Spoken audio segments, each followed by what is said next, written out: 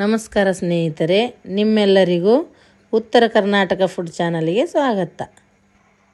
ಬನ್ನಿ ಫ್ರೆಂಡ್ಸ್, ನಾಟಿ ಕೋಳಿ ಸಾಂಬಾರನ್ನ ಹೇಗೆ ಮಾಡೋದಂತ ನೋಡೋಣ ಬನ್ನಿ.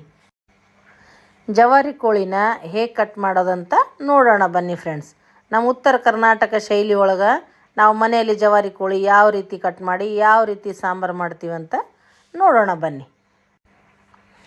ಇವಾಗ ನಾನು ನೀಟಾಗಿ ಇದಕ್ಕೆ ಬಿಸಿನೀರಾಗ ಎದ್ಕೊಂಡು ಅದರದ್ದೆಲ್ಲ ರೆಕ್ಕೆಗಳೆಲ್ಲ ತೆಗೆದು ಬಿಡ್ತೀನಿ ಫ್ರೆಂಡ್ಸ್. ನಾನಿವಾಗ ನೀಟಾಗಿ ಬರ್ತಾವೆ ನೋಡಿ, ಬಿಸಿನೀರು ಹಾಕ್ಕೊಂಡ್ರೆ ಎಷ್ಟು ನೈಸಾಗಿ ಬರ್ತಾ ಇದ್ದಾವಲ್ಲ, ಇದೇ ರೀತಿಯೇ ಪೂರ ಕೋಳಿ ಕ್ಲೀನ್ ಮಾಡ್ಕೋಬೇಕು. ಇದಕ್ಕೆ ನೋಡಿ ಫ್ರೆಂಡ್ಸ್, ಈ ರೀತಿಯಾಗಿ ಕ್ಲೀನ್ ಮಾಡಿಕೊಂಡೆ ನೋಡಿ. ನಾನು ಫುಲ್ ಕ್ಲೀನ್ ಆಯಿತು. ಗ್ಯಾಸ್ ಆನ್ ಮಾಡಿ ಗ್ಯಾಸಿನ ಮೇಲೆ ಸುಡ್ತಾ ಇದ್ದೀನಿ ನೋಡ್ರಿ. ನಾನು ನಿಮ್ಮ ಮನೇಲಿ ಏನು ಕಟ್ಟಿಗೆ ಒಲೆ ಇತ್ತಂದ್ರೆ ಒಲೆ ಮೇಲೂ ಸುಡ್ಬೋದು.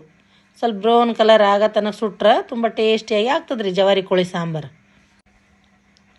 ಇವಾಗ ಬ್ರೌನ್ ಕಲರ್ ಸುಟ್ಟ ಮೇಲೆ ಇದಕ್ಕೆ ಜೋಳದ ಹಿಟ್ಟು ಹಚ್ಚಿ ತೊಳಿತೀನಿ ನೋಡ್ರಿ. ನಾನು ನೀವು ಜೋಳದ ಹಿಟ್ಟು ಹಚ್ಚಲ್ಲಪ್ಪ ಅಂದ್ರೆ ಅರಿಶಿಣ ಪುಡಿ ಹಾಕ್ಕೊಂಡು ತೊಳ್ಕೊಬೋದು ರೀ. ನೀಟಾಗಿ ಅರಿಶಿಣ ಪುಡಿ ಇದಕ್ಕೆ ಹಚ್ಚಿ ತೊಳಿಬೋದು. ನಾವು ಜೋಳದ ಹಿಟ್ಟು ಹಾಕಿ ತೊಳಿತೀವಿ ರೀ ನಮ್ಮ ಮನ್ಯಾಗ. ನೀಟಾಗಿ ತೊಳ್ಕೊಂಡು ಕಟ್ ಮಾಡ್ತೀನಿ ನೋಡ್ರಿ. ಇವಾಗ ನಾನು ಕಟ್ ಮಾಡ್ತಾಯಿದ್ದೀನಿ ನೋಡ್ರಿ. ಈಗ ನೀಟಾಗಿ ಕಟ್ ಮಾಡಿಕೊಂಡು ಇದ್ರ ಸಾಂಬಾರು ಹೇಗೆ ಮಾಡೋದಂತ ನೋಡೋಣ ರೀ. ಈಗ ನೆಕ್ಸ್ಟ್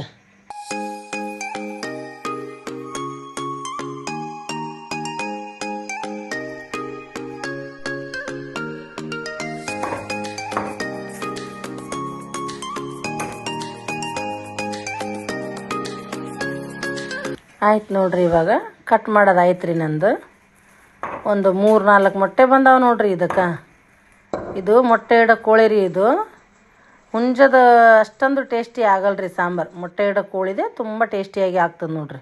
1.5 kg ನೋಡ್ರಿ. ಇದು 1.5 kg ಇತ್ತು ರೀ. ಇದು ಕೋಳಿ 1.5 kg ಚಿಕನ್ ಬಂತು ರೀ. ಬಂದಾದ್ಮೇಲೆ ನಮ್ಮ ಮಸಾಲೆ ಎಲ್ಲ ಹೇಳ್ತೀನಿ ನೋಡ್ರಿ ಏನೇನು ಹಾಕ್ಬೇಕಂತ.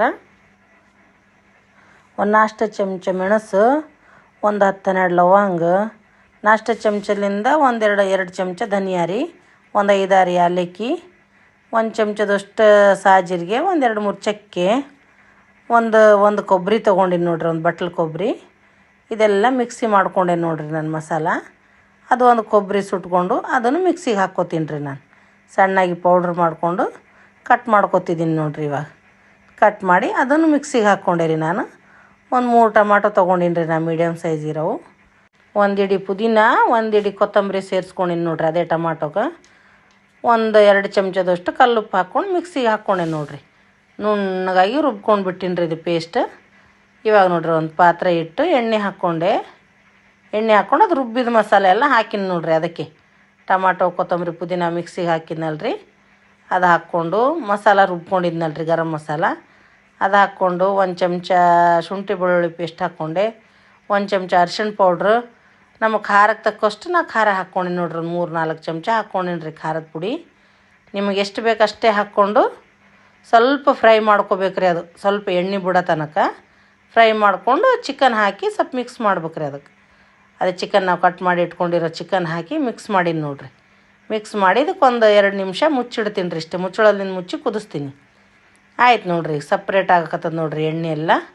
ಎಣ್ಣೆ ಬಿಟ್ಕೋ ಟೈಮ್ದಾಗ ನಾನು ನೀರು ಹಾಕೀನಿ ರೀ. ನಮ್ಗೆ ಎಷ್ಟು ಸಾಂಬಾರು ಬೇಕು ನೋಡ್ಕೊಂಡು ಮಾಡ್ಕೋಬೇಕ್ರಿ. ನಮ್ಮ ಫ್ಯಾಮಿಲಿ ಎಷ್ಟು ಇರುತ್ತೆ ಅಂಥೇಳಿ.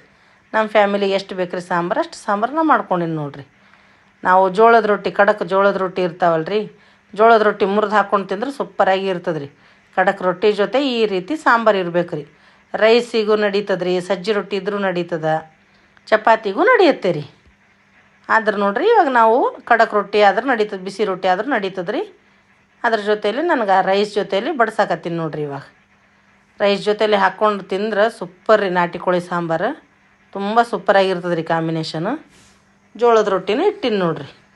ನಿಮಗೆ ಬೇಕಾದ್ರೆ ಜೋಳದ ರೊಟ್ಟಿನೂ ತಿನ್ಬೋದು ಅದ್ರ ಜೊತೆ. ನೀವು ಒಂದು ಸತಿ ಟ್ರೈ ಮಾಡಿ ನೋಡಿ ಫ್ರೆಂಡ್ಸ್. ನನ್ನ ಚಾನಲ್ಲಿಗೆ ಎಲ್ಲರೂ ಸಬ್ಸ್ಕ್ರೈಬ್ ಮಾಡಿರಿ ನೋಡಿರಿ. ನನ್ನ ವಿಡಿಯೋ ನಿಮಗೆ ಇಷ್ಟ ಆಗಿತ್ತಂತಂದರೆ ಲೈಕ್ ಮಾಡಿರಿ, ಶೇರ್ ಮಾಡಿರಿ, ನನಗೆ ಕಮೆಂಟ್ ಮಾಡಿರಿ.